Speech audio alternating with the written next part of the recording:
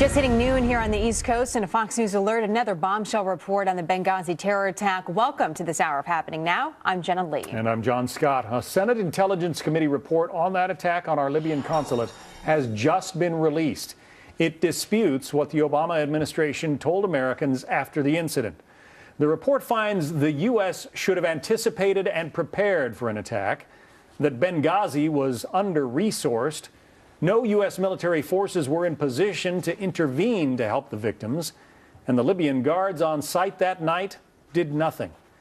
Ambassador Chris Stevens, along with 3 other Americans, were murdered, and the victims' families have been pleading for answers ever since. Joining me now, KT McFarland, Fox News National Security Office analyst, I should say, and former Deputy Assistant Secretary of Defense in the Reagan administration. The report out just this morning, 85 pages. I don't know if you've had time to read through it all, but are there any surprises to you? You know, John, it is a bombshell. And why? Because they conclude the attacks on Benghazi were preventable. Now, that means Americans died and those deaths could have been prevented. That's a bombshell. Now, they say that the reason is the State Department didn't tell the military that they had a consulate there. The intelligence community didn't share what they knew about the al-Qaeda affiliates in the region. It just sounds like nobody was talking to anybody, and yet we all know they should have been talking to each other. So I conclude from this, John, it is no longer a phony scandal. We have now gone past that. We now have demonstrable proof from a bipartisan Senate committee that this is not a phony scandal. This is a real thing. And my conclusion is it is time for a special prosecutor for the United States Congress, or at least the House of Representatives, to appoint a special select committee to get to the bottom of this, because every week there are more unanswered questions about what really happened and why. There are also conclusions very vividly highlighted in this report that the administration has not been helpful, was not helpful to these Senate investigators. Let me read one of them for you.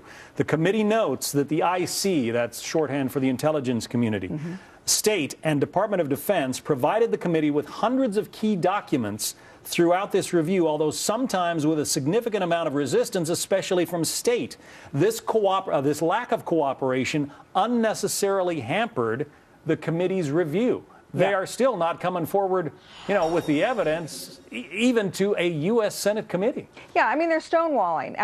There's also demonstrable evidence now that the president knew that it wasn't a spontaneous crowd responding to an obscure YouTube video, but that it was a planned attack by an al-Qaeda affiliate.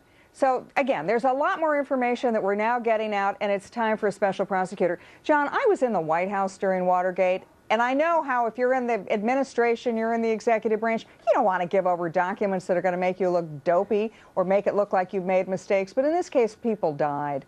And so the only way America's going to get to the bottom of this, and the American people are going to know, and those families are going to know why their sons died, is if there is a special prosecutor who has the ability to subpoena witnesses, to provide whistleblower protection to them, and get to the bottom of this. Otherwise, the cover-up will continue. And the files will be buried, and nobody will ever really know. That's one of the, we'll get to that in a minute. That's one of the conclusions of the report. But the glaring finding, they call it finding number one, that in the months before the attacks on September 11th, 2012, the Intelligence Committee provided ample strategic warning that the security situation in eastern Libya was deteriorating and that U.S. facilities and personnel were at risk in Benghazi.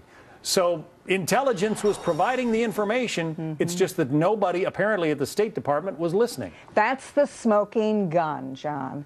The intelligence was provided. So then the question becomes, why did the State Department not act on that intelligence? Why did they look the other way? I mean, look, my apartment building in New York City on September 11th had more added security on September 11th anniversary than a consulate in the most dangerous part of the world. So why? There are a lot of unanswered questions, and it does seem that we continue to have more and more unanswered questions. We now have a smoking gun. We now have demonstrable proof that those attacks should have been prevented.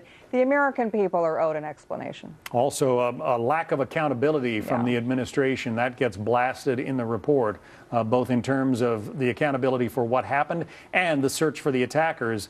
The report notes that nobody has been arrested in connection with that attack. Correct. we will continue to keep an eye on this and bring any more information out of that report as we see it. KT McFarland, thank you. Thanks, John. Much more on that story throughout the day. In the meantime,